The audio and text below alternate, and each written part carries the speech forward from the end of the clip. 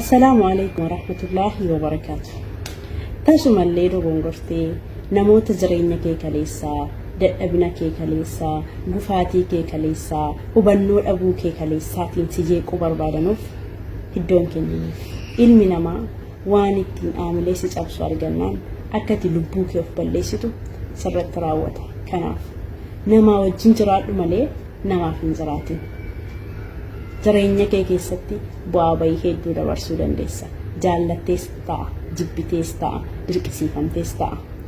Waan hedduudhaan ilma namaa ta'ee namni dogongorre hinnumaanuu namaa miti.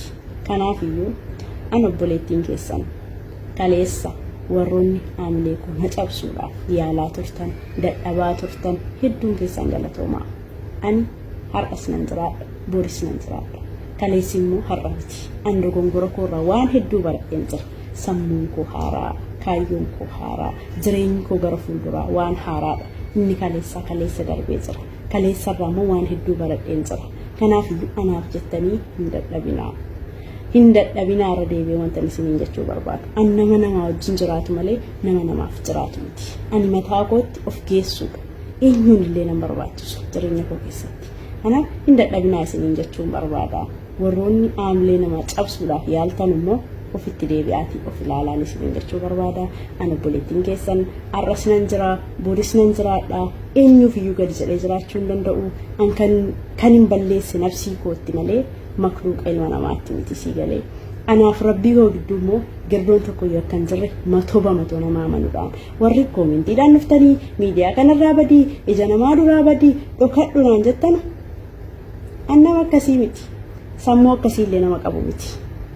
Dogongoreera jaalladheessa ta'uu, jibbeessa ta'uu, dirqisiifameessa ta'uu hubannoo dhabuurraa ilmi namaan dogongora. Warri immoo badinaan jettan isin dura koo badaa, dura koo cillixxadhaatii badaa. Annan jiraadha. An baradheen nama barsiisa malee dogongoree nama dogongora kootiif jecha badu miti. Warroonni dogongora kootiin dhuftanii na cabsuu barbaadan wanti sinnaa gootan yoo jiraate waan sinnaa gootan sana nattafa malee eenyuun illee barbaadu. nama aamilee koo cabsuu barbaadu. Assalaamu alaykum warahmatullaahi wabarakaatu. Taasu mallee dogongortee namoota jireenya kee kaleessaa, dadhabina kee kaleessaa, gufaatii kee kaleessaa, hubannoo dhabuu kee kaleessaatiin si jeequu barbaadanuuf hiddoon kenniniif. Ilmi namaa waan ittiin aamilee si cabsu argannaan akkati lubbuu kee of balleessitu sirratti raawwata. Kanaaf nama wajjin jiraadhu malee namaaf hin jiraatin. Jireenya kee keessatti bu'aa bahii hedduu dabarsuu dandeessa. Jaallattees ta'a, jibbitees ta'a, dirqisiifamtees ta'a. Waan hedduudhaan ilma namaa ta'ee namni dogongorre hinnumaanuu namaa miti. Kanaafiyyuu an obboleettiin keessan kaleessa warroonni aamilee koo na cabsuudhaaf yaalaa turtan, dadhabaa turtan hedduun keessan galatoomaa. Ani har'as nan jiraadha, boris nan jiraadha. Kaleessimmoo har'a miti. An dogongora koorraa waan hedduu baradheen jira. Sammuun koo haaraa, kaayyoon koo haaraa, jireenyi koo gara fuulduraa waan haaraadha. Inni kaleessa darbee jira. Kaleessarraa immoo waan hedduu baradheen jira.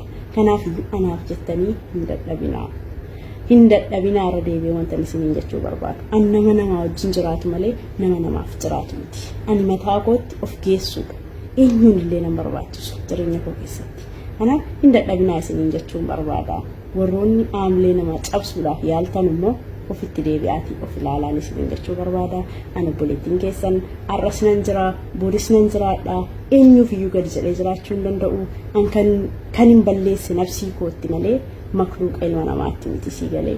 Anaaf rabbii koo gidduu immoo girdoon tokkoyyuu akka hin jirre matoo namaa amanuudhaan warri koomentiidhaan dhuftanii miidiyaa kanarraa badii, ija namaa duraa badii, dhokadhunaan jettana an nama akkasii miti. Sammuu akkasiillee nama qabu miti.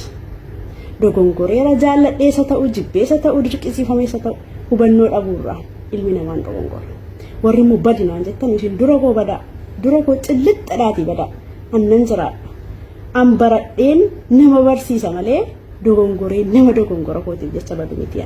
Warroonni dogongora kootiin dhuftanii na cabsuu barbaadan wanti sinnaa gootan yoo jiraate waan sinnaa gootan sana nattafa malee eenyuun illee barbaadu. nama aamilee koo cabsuu barbaadu.